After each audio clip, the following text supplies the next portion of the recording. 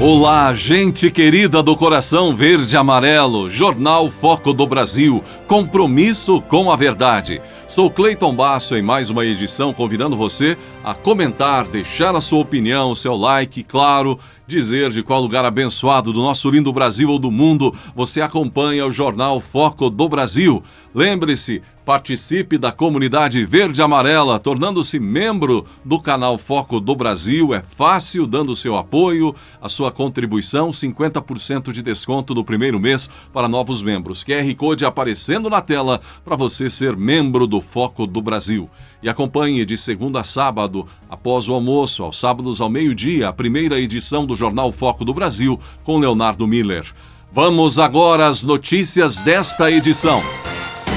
O principal assunto do debate na Globo foi esse: Lula mostrando agressividade contra o padre em rede nacional após ser provocado pelo padre Kelmon e assusta cristãos do Brasil.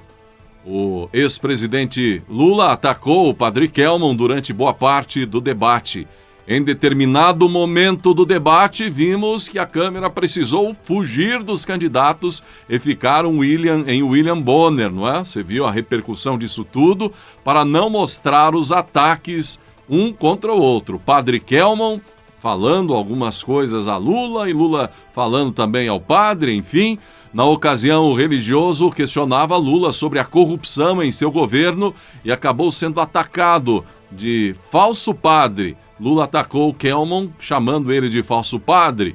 Uma candidata a deputada pelo PT, no entanto, depois do debate, disse que bateria no padre. Isso acendeu o alerta vermelho, entre outras declarações, como a do ex-deputado Jean Willis, que defendeu que o padre Kelmon seja preso e assustou então religiosos por semelhança com o regime ditatorial da Nicarágua, onde isso acontece. Dos jornalistas que opinam nas redes e simpatizam com Lula, não faltaram declarações ofensivas contra o padre Kelmon. Mas o mais alarmante mesmo, gente, foi a posição do próprio petista após o debate.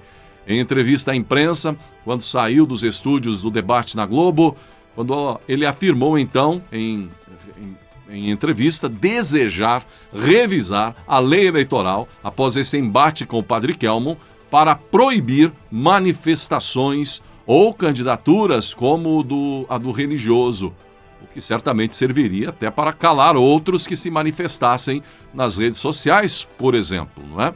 E é o que está acontecendo hoje na Nicarágua.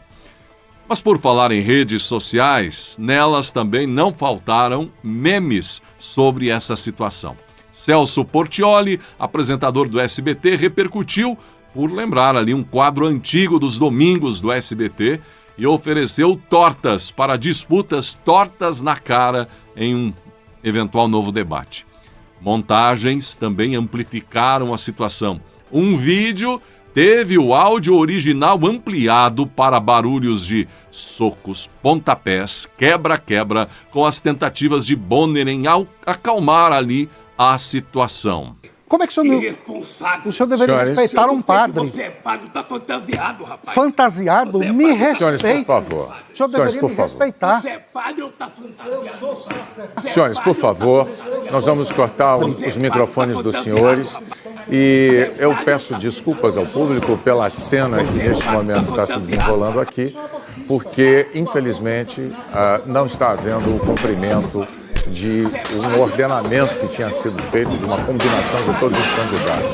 Eu vou pedir, por favor, enquanto nós vamos tentar acalmar os candidatos, eu posso pedir um intervalo, senhores, ou os senhores vão se conter e vão dar sequência ao debate. E respeito também os demais candidatos que estão aqui. Eu peço, por favor, que se acalmem.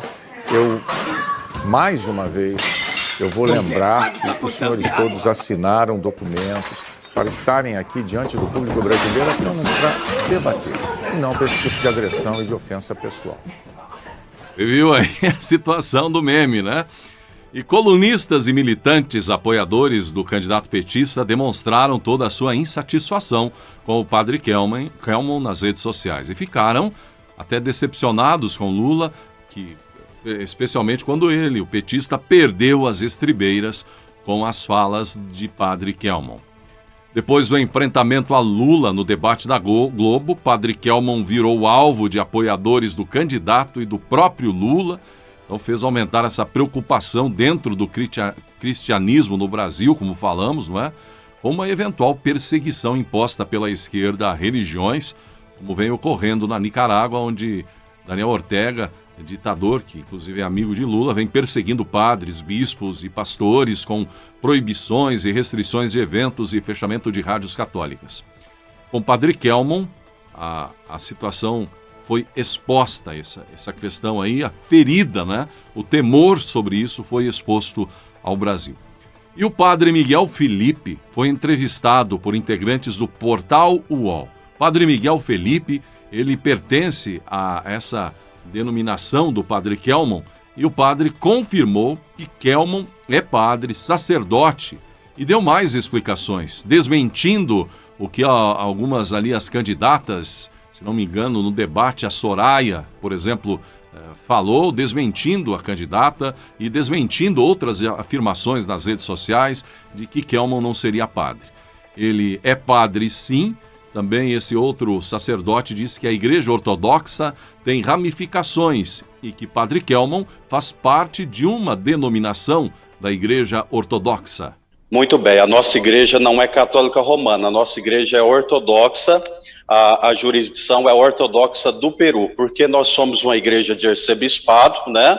E o Padre Kelmon faz parte da nossa jurisdição. Ele atuou, por último, na Ilha de Maré, né, ali fazendo um trabalho, inclusive, com a comunidade dos quilombolas, prestou um serviço social muito grande àquela comunidade ali na Bahia, e depois ele estava, por último, em São Paulo, do nosso mosteiro lá, e então o PTB, ele tinha uma ligação ali, porque ele exerce também a pastoral da política, ele exerce também como diretor espiritual de vários políticos, e dessa forma ele pediu então autorização à igreja para que pudesse ser candidato a vice-presidente, e depois, pela questão ali de Roberto Jefferson, ele acabou sendo candidato a presidente da República. Mas eu estou aqui especialmente para dizer que Padre Kelmon é padre, sim, nós temos toda a documentação eclesiástica, né?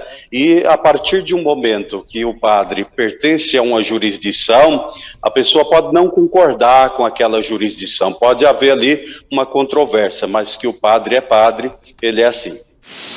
O presidente Jair Bolsonaro realizou uma motociata em Poços de Caldas, no sul de Minas. Na manhã desta sexta, o candidato à reeleição participou, então, de sua última agenda de campanha em Minas Gerais, antes do pleito deste domingo, dia 2. Ao chegar à cidade, Bolsonaro cumprimentou apoiadores que o aguardavam na saída do aeroporto. Depois, ele participou da motociata.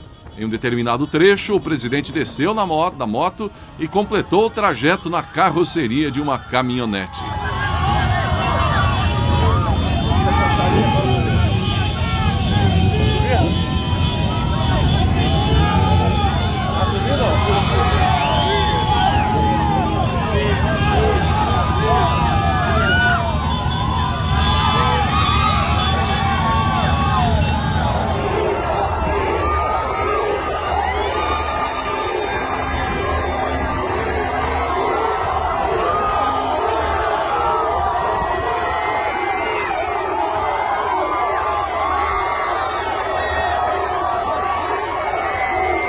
Falando em agenda do presidente Jair Bolsonaro, neste sábado a agenda acontecendo em São Paulo com passeio, motociata, São Paulo capital.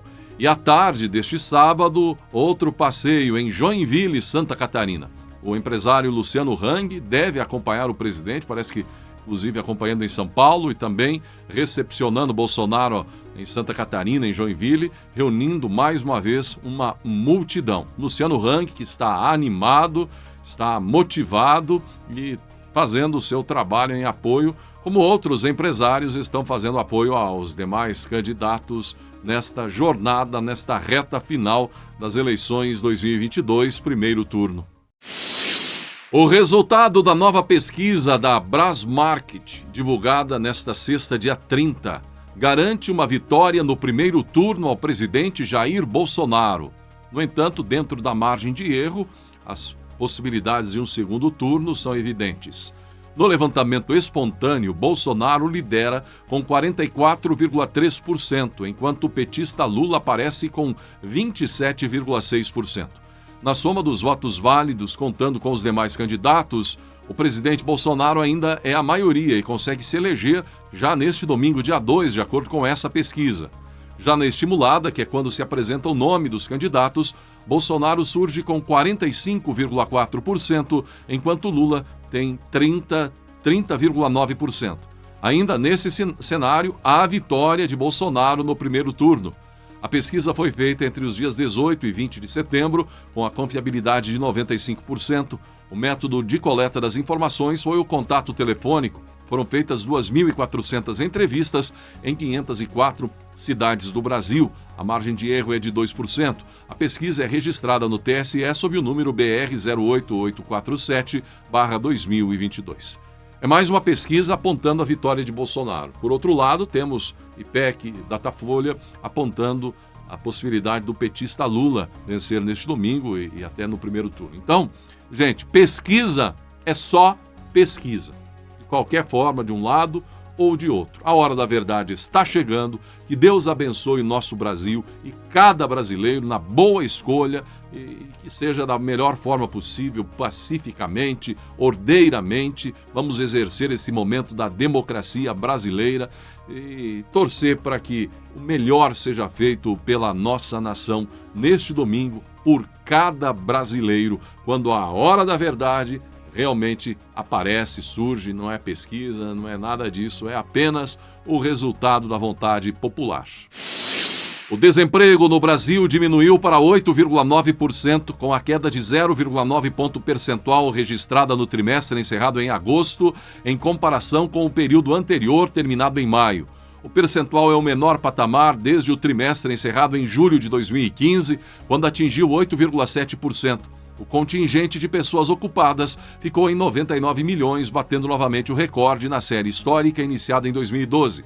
Os dados da Pesquisa Nacional por Amostra de Domicílios, com PNAD contínua, foram divulgados pelo Instituto Brasileiro de Geografia e Estatística. O percentual de pessoas ocupadas em idade de trabalhar, que representa o nível de ocupação, foi estimado em 57,1%.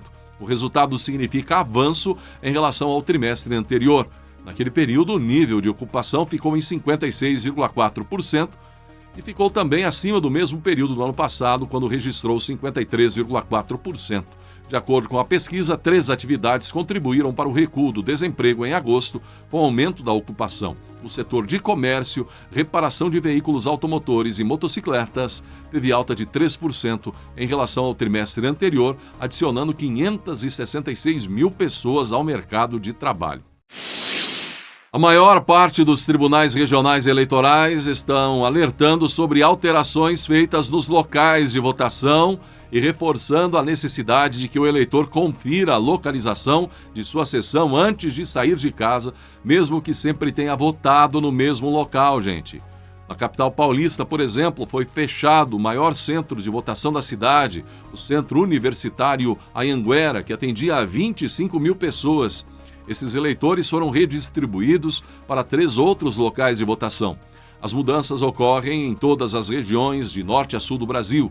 Em Pernambuco, por exemplo, foram alterados 92 locais de votação, enquanto em Santa Catarina, 51 municípios tiveram deslocamento de sessões eleitorais para endereços diferentes dos utilizados em pleitos anteriores. O levantamento da Agência Brasil encontrou alertas e alterações em pelo menos 17 estados e no Distrito Federal. Mas o mais provável, de acordo com a Justiça Eleitoral, é que haja adequações na distribuição de eleitores em todas as unidades da federação. As mudanças ocorrem devido a adequações do contingente de eleitores e, às vezes, por impedimentos estruturais, como reformas ou fechamento de estabelecimentos e prédios. Consulta antecipada. É importante se você quer esclarecer a dúvida. Para consultar o local de votação com antecedência, o eleitor tem várias opções. A verificação pode ser feita no portal do TSE, na aba Eleitor e Eleições, na parte superior da página. Em seguida, deve-se clicar na opção Local de Votação, Zonas Eleitorais. Para pesquisar, basta preencher 3 informações: o nome, número do título de eleitor ou CPF, data de nascimento, nome da mãe.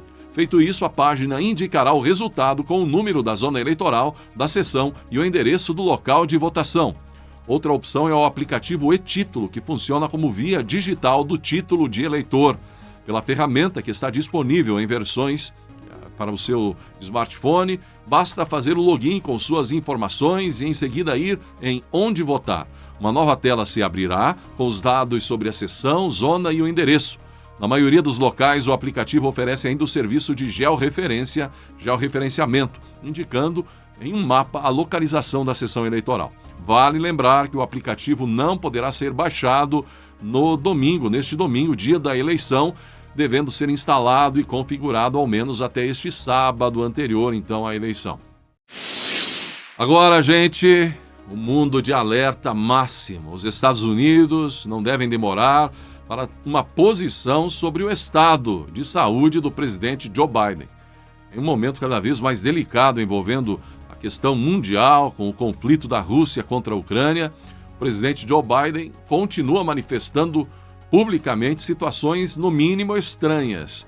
Em uma conferência sobre segurança alimentar na Casa Branca, nessa semana, viralizou o presidente dos Estados Unidos, Joe Biden, perguntando se uma congressista que morreu ainda no mês passado estava presente no evento.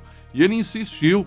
Ao listar os políticos envolvidos, ele perguntou se a deputada que faleceu em agosto, em um acidente de carro, que também vitimou 2 funcionários do seu gabinete, estava presente ali na conferência. Biden sabia do acidente ocorrido. Jack, você está aí? Onde está Jack? Acho que ela não está aqui, falou estranhamente o presidente dos Estados Unidos. Poderia ser um lapso pontual para um senhor com a idade que ele tem, repleto de compromissos, mas a constância, de eventos está deixando os americanos preocupados, já que não teriam mais, de repente, um presidente no comando do país. E o enfraquecimento do comando dos Estados Unidos acende a luz vermelha com as ameaças de Putin, presidente da Rússia. Já o presidente ucraniano, vimos Volodymyr Zelensky anunciando que a Ucrânia solicitou o ingresso na OTAN em caráter urgente e emergencial. A decisão foi tomada na manhã desta sexta, dia 30, de acordo com o horário de Brasília. Ele disse que, diante das atitudes russas, a anexação de territórios ucranianos e da grande presença de material da OTAN na Ucrânia, isso se torna uma medida natural. A Ucrânia não realizará nenhuma negociação com a Rússia enquanto Putin for o presidente da Federação Russa, afirmou ele. Zelensky ainda disse que a decisão ocorre após o líder russo, Vladimir Putin, assinar decretos de anexação de territórios ucranianos. Putin tomou a decisão após referendos ilegais e aí ampliou a situação de complicação na região. Em negociações sobre um possível cessar-fogo no começo da guerra, a Rússia exigia, entre outras coisas, que a Ucrânia desistisse da ideia de aderir à OTAN. O representante da OTAN imediatamente falou em uma declaração urgente sobre o assunto, fazendo inúmeros alertas. De toda forma, tudo isso sugere que a guerra está longe do fim e que tudo é possível, inclusive de que Putin esteja de fato disposto, ou seja, não esteja blefando com o uso de armas nucleares e mais, até da possibilidade de que estejamos no limiar, caminhando para os limites que antecedem uma guerra mundial. E se a declaração corajosa de apoio de Neymar a Bolsonaro colapsou a onda de artistas famosos e militantes que vinham insuflando, aumentando, fazendo onda para assustar apoiadores de Bolsonaro e patrulhar e constranger outros renomados artistas conhecidos para evitar que estes tornassem público apoio a Bolsonaro, o posicionamento de Neymar também fez outros saírem a público e abrir apoio. O técnico do Grêmio, Renato Portaluppi, o Renato, conhecido como Renato Gaúcho, foi um deles. Fez um vídeo e declarou voto em Bolsonaro. Na semana ele já tinha feito um declarando apoio a Mourão no Senado de Rio Grande do Sul. Não podemos deixar o Brasil cair no abismo, como nossos países vizinhos, alertou Renato Gaúcho. Também depois de Neymar, até o jornal O Globo fez uma matéria sobre os nomes famosos que estão com Bolsonaro, como Zezé de Camargo, ator Malvino Salvador, ator global, que fez um vídeo bombástico em apoio a Bolsonaro, está nas redes, o ator da Globo Humberto Martins, Ronaldinho Gaúcho, Regina Duarte, que não é novidade, reforçou o apoio em novos vídeos. O jogador do Fluminense fez um vídeo emocionante, o jogador Felipe Melo, reunindo a família para fazer uma declaração, fez um vídeo, declarou total apoio a Bolsonaro. Já com Lula, continuam também apoiando Anitta, Luísa Sonza, Pablo Vittar, José de Abreu, Angélica, Xuxa, Felipe Neto, entre outros. E Neymar, o craque da seleção brasileira, até fez um desabafo nas redes sociais após começar a sofrer perseguição por parte de esquerdistas depois de anunciar apoio a Bolsonaro. Neymar publicou uma crítica aos falsos defensores da democracia que partiram para o ataque contra ele. Falam em democracia e um montão de coisa, mas quando alguém tem uma opinião diferente, é atacado pelas próprias pessoas que falam em democracia, vai entender, disse Neymar. Para o primeiro turno das eleições gerais no Brasil, neste domingo, dia 2, a população brasileira tem à disposição uma série de aplicativos, como falamos agora há pouco, que podem auxiliar na obtenção de informações e acesso a diversos serviços. E eles podem ser usados durante e após as eleições e ajudam a dar mais transparência a todo o processo eleitoral. Além deste que citamos agora há pouco, o e-título, não é? A pesquisa sobre o local onde você vota, enfim. Os aplicativos da Justiça Eleitoral, que são sem custo algum, estão disponíveis nas principais lojas de aplicativo de smartphones e tablets. E tem um que você vai apreciar neste domingo, que é o que vai disponibilizar em tempo real o resultado da apuração dos votos. Um desses aplicativos é o Resultados. Pelo aplicativo, qualquer pessoa poderá acompanhar a apuração dos votos nos 26 estados e no Distrito Federal. Uma versão da ferramenta também pode ser acessada diretamente em uma página da internet. Importante, na hora de baixar, certifique-se de estar fazendo o download na página correta do TSE, hein? Sem ir parar aí em site falso, acabar baixando um aplicativo errado, ou então nas lojas do seu smartphone. Por exemplo, Play Store, enfim, o Google Store, Microsoft Store, onde for possível, aí, dependendo do sistema do seu smartphone, Apple, enfim, tá bom? Garanta fazer com segurança o download do aplicativo, porque tem muito golpista na praça. Por falar em golpe, antes de falar mais um pouco sobre aplicativos, você viu que hackearam o Instagram do candidato ao Senado de São Paulo, Marcos Pontes, o astronauta. E vimos todo mundo comentando nas redes sociais, aí de repente é Bolsonaro, tal, a campanha a 1000 por hora de Marcos Pontes, enfim, e de repente aparece um post lá no Twitter do astronauta, candidato ao Senado por São Paulo, pedindo voto pro 13, pro Lula. E aí já viu, né? Todo o esforço para reverter a situação. Marcos Pontes ficou quase doido com a sua equipe, mas em poucas horas conseguiu resolver e ver o que tinha acontecido. De fato, o Twitter tinha, o seu perfil no Twitter tinha sido hackeado. Então, também vamos ficar atento porque hackers podem estar em ação nessas últimas horas na reta final das eleições. No dia da eleição, gente, as consultas podem ser feitas por nome da candidata ou do candidato ou pelo cargo em disputa, para você verificar o resultado. O aplicativo Resultados do TSE informará em tempo real os nomes de quem for eleito ou daqueles que vão disputar o segundo turno. Também será possível verificar os índices de comparecimento e abstenção, a quantidade de votos válidos, brancos e nulos, além do número de sessões totalizadas. O eleitorado poderá acompanhar ainda informações sobre as urnas eletrônicas, como os boletins de urna e o registro digital de voto. A divulgação dos votos começará às 5 da tarde no horário de Brasília. E olha que boa notícia, 5 novos medicamentos para tratamento de doenças cardiovasculares e diabetes serão incorporados ao programa Farmácia Popular do Brasil, informou o ministro da Saúde, o Queiroga. O anúncio foi feito pelo Ministério da Saúde, que informou que essa é a primeira incorporação de novos remédios desde 2011. A medida deve ser publicada no Diário Oficial da União, agora, não é? E aí passa a valer. A previsão é que os remédios estejam disponíveis para a população em até 30 dias. 4 medicamentos usados no controle da hipertensão arterial serão oferecidos gratuitamente e também medicamento 1 para diabetes. É uma excelente notícia. Estima-se que 2,7 milhões de brasileiros sejam beneficiadas pela medida anunciada no Dia Mundial do Coração. Conta uma parábola que do céu Bert examinou o desenrolar do tempo e viu as atrocidades levadas a efeito pelo ser humano. Absolutamente consternado, ele apontou para uma cena inenarrável e perguntou a Deus: como podes permitir aquilo? Olha o que o demônio está aprontando lá embaixo. Não há ninguém melhor que ele para criar uma tragédia como aquela, disse Deus. Mas, Senhor, aquele homem faz parte de teu povo e está sofrendo nas mãos do maligno. Pobre homem! Eu dei aos homens a liberdade de escolherem entre o bem e o mal, disse Deus, com um semblante triste conta a parábola. Independentemente da escolha, todos eles vivem juntos. Às vezes, os que escolheram seguir meu caminho são pressionados, sim, pelos que escolheram um outro caminho. Deus sacudiu lentamente a cabeça. É sempre muito doloroso quando isso acontece.